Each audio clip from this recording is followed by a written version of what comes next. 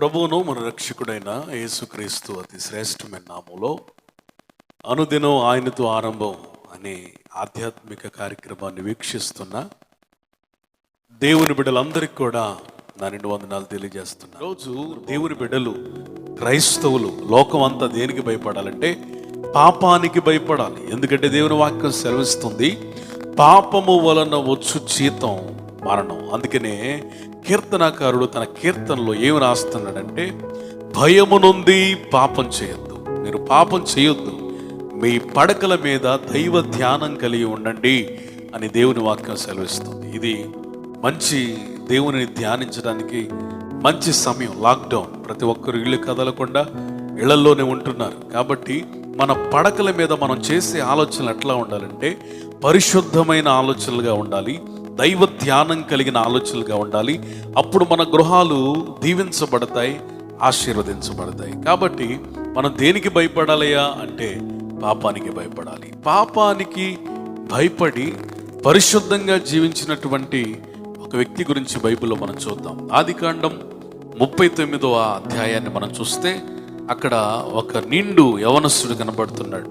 అతడు ఏమాత్రం పాపం చేయకుండా, పాపం విషయంలో చాలా ఖచ్చితంగా ఉండి తన పరిశుద్ధతను కాపాడుకున్నాడు. ఎప్పటికీ మీకు అర్థమైపోయి ఉంటుంది, ఆయన పరిశుద్ధుడైనటువంటి యోసేపు. 39వ అధ్యాయం 6 నుంచి కొన్ని వచనాలు కనుక ఆయన గురించి మనం చూసినట్లయితే, ఎందుకు అతడు పాపాన్ని జయించగలిగాడు, ఎందుకని పరిశుద్ధతని అనుభవించగలిగాడు అని కొన్ని విషయాలు చూస్తే 39వ అధ్యాయం 6వ వచనం, అతడు తనకు కలిగినదంతయు యోసేపు చేతికి అప్పగించి తాను ఆహారం తినుట తప్ప తనకేమి ఉన్నదో ఏమి లేదో విచారించిన వాడు కాడు.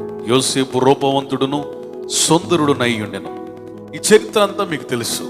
యోసేపు ఇశ్రాయేల్ ప్రాంతంలో నుండి ఐగుప్తుకి బానిసగా వస్తాడు. బానిసగా ఉన్నటువంటి యోసేపు పోతిఫర్ అనేటువంటి ఒక అధికారి ఇంట్లో ఒక బానిసగా, పని మనిషిగా పనిచేస్తూ ఉంటాడు. ఇతడు చాలా గాడైనటువంటి యోసేపు చాలా నమ్మకస్తునిగా ఆ ఇంట్లో కనపడుతూ ఉన్నాడు. అందుకని పోతిఫర్ తన బాధ్యతలన్నీ కూడా, ఇంటికి సంబంధించినవన్నీ కూడా యోసేపుకి అప్పగింటి పరిస్థితుల్లో ఏం జరిగిందయ్యా అంటే, తన భార్య యోసేపు మీద కన్ను వేసింది. ముందుగానే తెలుసుకున్నాం కదా, యోసేపు అందగాడు, రూపవంతుడు కాబట్టి అతని మీద ఆమె కన్ను వేసి దినదినం శోధించడం ప్రారంభించింది.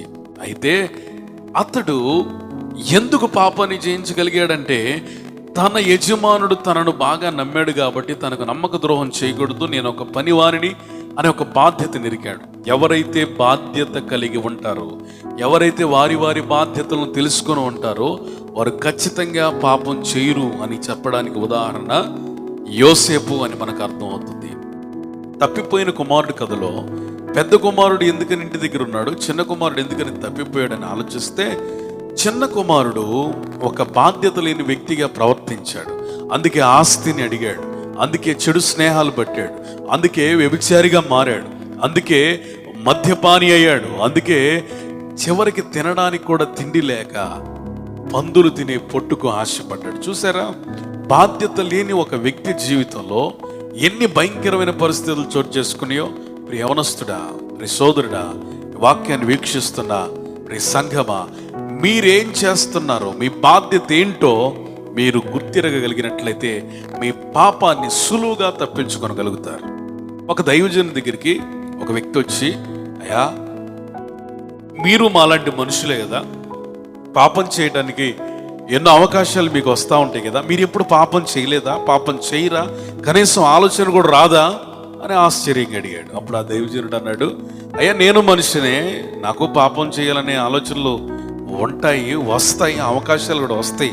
అయితే నాకు పాపం చేసేంత సమయం లేదయ్యా, నేను దేవుని పరిచర్యలో, ప్రార్థనలో, వాక్య ధ్యానంలో, దేవుని పరిచర్యలో చాలా బిజీగా ఉన్నాను, కాబట్టి పాపం చేసేంత సమయం నాకు లేదయ్యా అన్నాడు. అంటే దీని అర్థం ఏంటో తెలుసా, నువ్వు దేవుని పనిలో నీకు ఒక బాధ్యత కలిగి నువ్వు ప్రవర్తిస్తూ ఉంటే నీకు పాపం చేయడానికి సమయం ఎక్కడ ఉంటుంది. కాబట్టి ప్రియ యవనస్తుడా, ప్రియ స్నేహితుడా, వ్యర్థమైన ప్రతి దాన్ని కట్టిపెట్టి దేవుడు నీకు అప్పగించిన బాధ్యతను గనక నువ్వు చక్కగా నిర్వర్తించగలిగితే పాపాన్ని సులువుగా ఓడించగలుగుతావు. మరొక కారణం ఏంటి అతడు పాపాన్ని జయించడానికి అని మనం ఆలోచిస్తే, అతడు ఆమెతో చెప్పినటువంటి సమాధానం. ఆ 7వ వచనం చూస్తే, అటు తర్వాత అతడు యజమానుడి భార్య యోసేపు మీద కన్ను వేసి తనతో శయించమని చెప్పాను. ఏమంది? శయనించు అని చెప్పింది. కానీ ఇక్కడ మనం గూఢార్థంగా భావించాల్సినటువంటి విషయం ఏంటంటే, అతడు ఆమె నుంచి వస్తున్న శోధనని, పాపాన్ని గుర్తించగలిగాడు. రెండవ కారణం, పాపాన్ని మనం గుర్తించగలగాలి. ఈరోజు నీ జీవితంలో ఎంటర్ అవుతున్నటువంటి ఆ సాతాను పన్నాగాలను గుర్తించగలగాలి. సులువుగా పెడుతున్న చిక్కులు పెడుతున్నటువంటి వాటిని గుర్తించగలగాలి. అపవాది ఏ రూపంలో, ఏ పని విషయంలో, ఏ మనుషుల రూపంలో, ఏ పరిస్థితుల రూపంలో నీ జీవితంలో ప్రవేశిస్తున్నాడో అది నీకు స్పష్టంగా అర్థం కావాలి. అప్పుడు మాత్రమే నువ్వు పాపాన్ని జయించగలుగుతావు. ఈరోజు మనిషికున్న జ్ఞానం ఎంతదంటే, భూమి మీద నుండి అంతరిక్షంలోనికి వెళ్ళగలడు, అంత జ్ఞానం వచ్చేసింది. రాబోతున్నటువంటి విపత్తులను గమనించగలుగుతున్నాడు, అంత జ్ఞానం వచ్చేస్తుంది. మనిషి ప్రతిదీ రాబోతున్న భవిష్యత్తు విషయాల మీద దృష్టి పెడుతున్నాడు.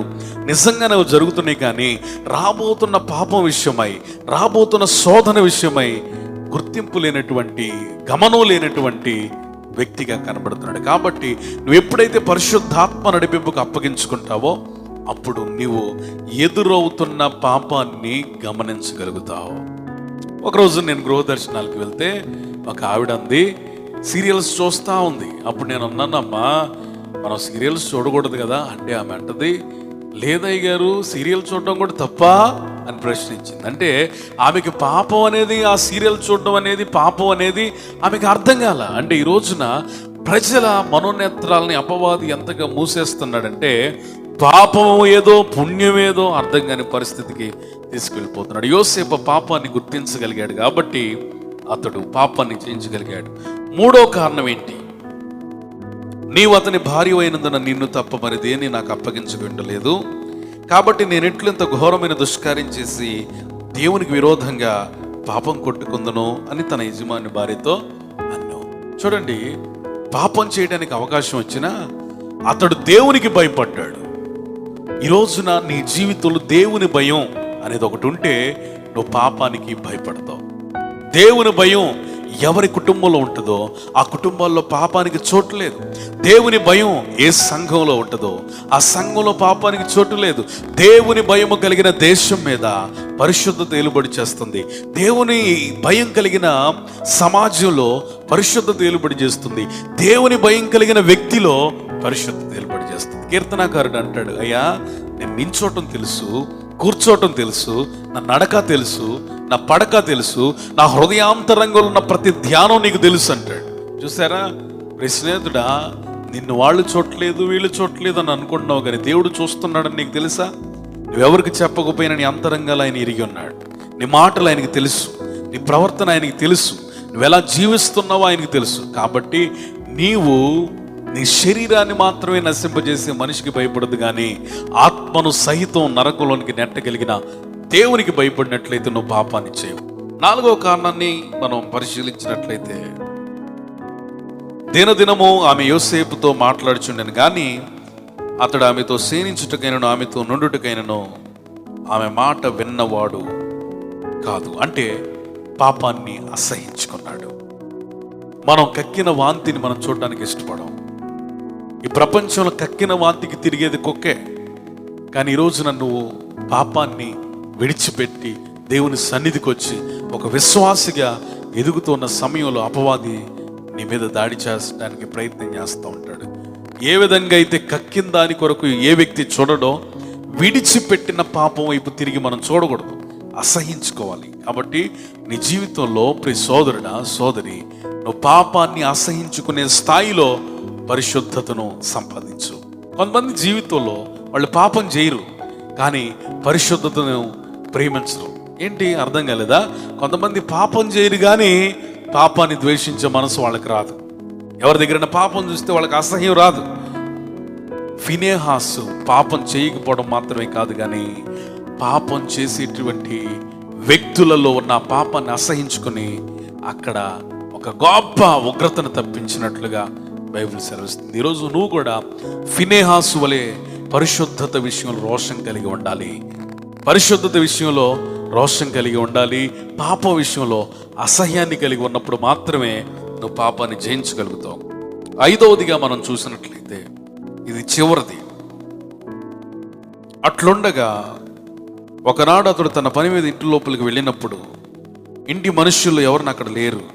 అప్పుడు ఆమె అతని వస్త్రం పట్టుకొని తనతో శయనించమని చెప్పగా అతడు తన వస్త్రమును ఆమె చేతులు విడిచిపెట్టి తప్పించుకుని బయటకు పారిపోయాను.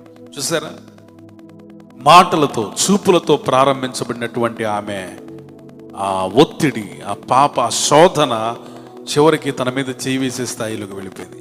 సైతాను చిన్నగా నీ జీవితంలో ప్రవేశిస్తాడు. చివడగా వాడు ఏం చేస్తాడంటే నీ మీద భయంకరమైన దాడి చేయడానికి సిద్ధపడతాడు. అప్పుడు తప్పించుకోవాలి. యోసేపు తన జీవితంలో ఎంత మెళకువగలిగిన ఆత్మను కలిగి ఉన్నాడు చూడండి.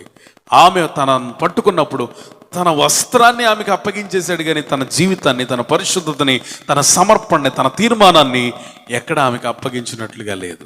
పారిపోయాడు. కాబట్టి నీ జీవితంలో నువ్వు పాపం నుంచి పారిపోవడానికి నువ్వు ప్రయత్నించాలి, పరుగులు తీయాలి. పాపాన్ని ప్రేరేపించే వ్యక్తుల నుంచి దూరంగా పరిగెత్తాలి. తిమోతి, నువ్వు పాపం నుండి దూరంగా పరిగెత్తని అపోస్తలుడైన పౌలు చెప్పాడు. పాపం దగ్గర ఉండి నేను పరిశుద్ధుణ్ణి, నాకేం కాదులే, నా తీర్మానాలు స్థిరంలే, నేను దేవుని కొరకు బ్రతుకుతాను అనుకుంటే కుదరదు. నువ్వు ఆ పరిస్థితుల్ని, ఆ ప్రాంతాలని, ఆ వ్యక్తుల్ని, వాటన్నిటినీ వదిలిపెట్టి దూరంగా పరిగెట్టినట్లయితే నువ్వు పరిశుద్ధంగా బ్రతుకుతావు. దేవుడి మాటలు నీ వినికిడిలో దీవించునుగాక. అంత మాత్రమే కాదు, నిన్ను యోసేపు వలె ఈ తరంలో మార్చునుగాక. ప్రార్థన. పరిశుద్ధుడా, ఈ ఉదయకాలమున ఈ యొక్క కార్యక్రమాన్ని వీక్షిస్తున్న ప్రతి యవనస్తుని, ప్రతి సోదరిని, సంఘమంతటిని దీవించండి, ఆశీర్వదించండి. యోసేపు వలె ఈ తరంలో బ్రతకడానికి కృపను దయచేయమని యేసుక్రీస్తు అతి శ్రేష్టమైన నామములో అడిగి పొంది ఉన్నాము తండ్రి.